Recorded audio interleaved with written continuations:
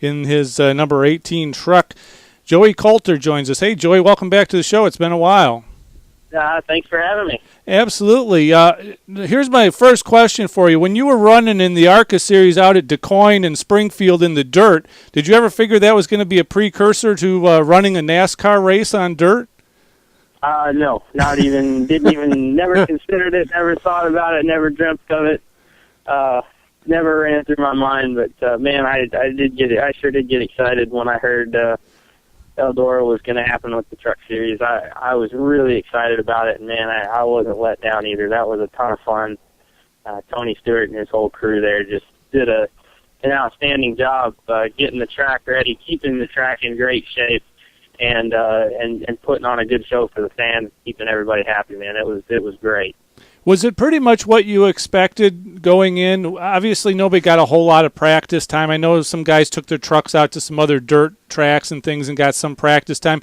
But was it pretty much what you expected as far as the race goes and the practice and everything, or were you surprised by anything? You know, once we got there, going into it, I didn't know what to expect. I tried not to really expect anything. I tried to just really stay super, super open-minded and just kind of take whatever we got, because there was just no way of knowing what we were going to have. But after practice on Tuesday, you know, I had a better idea, I think, of where things were going, and kind of knew what to expect for the next day.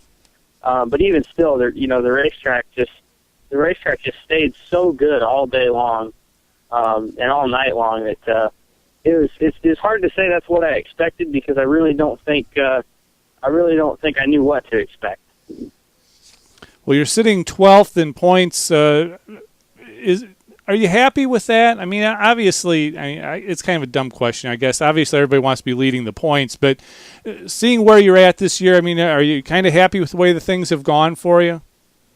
I don't want to say I'm not happy, but definitely not going to be okay with where we're at. You know, we've got a great team, great equipment. And I got a great organization behind me, and we just haven't performed where we expect ourselves to. We all know we're better than a 12th place team, you know, and we just haven't had the finishes. We've had some bad luck.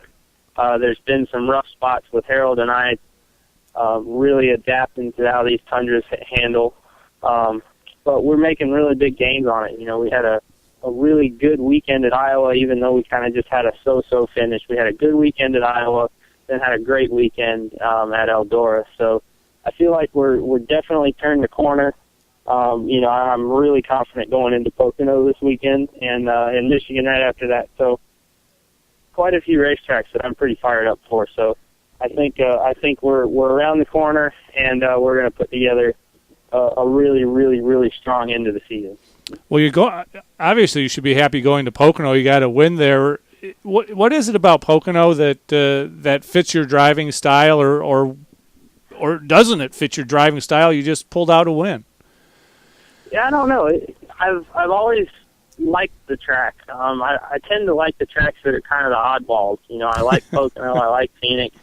I had a blast the first time I went to Darlington. You know, so I like the racetracks that are a little bit kind of outside the norm, I guess.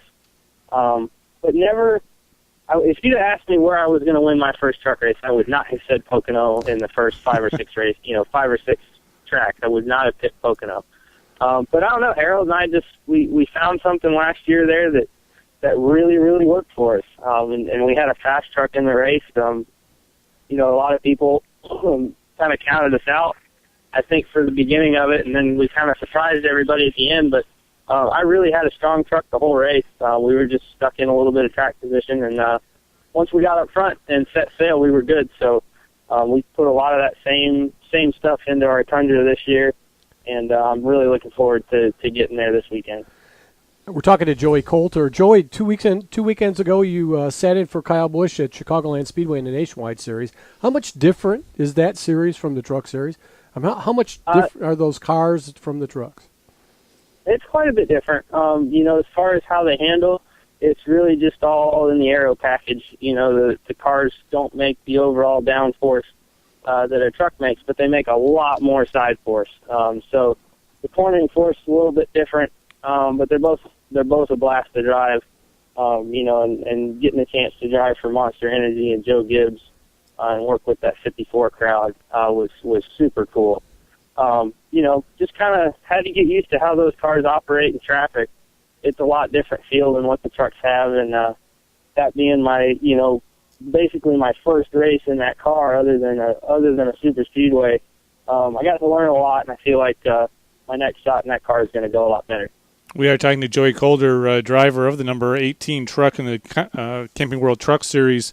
And, Joey, I guess that's an interesting point that I wanted to ask you about is drivers that drive for drivers. How much input does Kyle have as far as, getting you information, helping set up the truck and things like that? Is he a big hands-on owner, or has he just got so much stuff on his plate that he doesn't have time for it? Oh, no, he's definitely busy, but we do communicate quite a bit. A lot of it's, on the phone through text messaging, things like that. But the cool part is when he's in the shop, he's in the shop. He's not just there because he has to be. He's there to help everybody out and give his input. He's not one of those people that walks in the shop and says it's got to be done this way because this is how I like it. He's very, well, this is how I like it. What do you think about it? Maybe he's really got a really good view on things, and it makes him a pleasure to work for. Because he'll give you all that knowledge if you want it, but at the same time, if he does something or he prefers a package that you really don't, he's not going to stand over the top of you and force you to buy something you don't like. How much of what you know about going to a certain track and the way you like things, how different is it from what he likes at a certain track? Does that vary a little bit, or do you guys kind of somewhat on the same page? If you're going to go run trucks at the same place, are the setups similar? Yeah, usually we end up pretty close. Sometimes they'll be different. But if you go back to Kentucky, really close to each other, right on top of each other.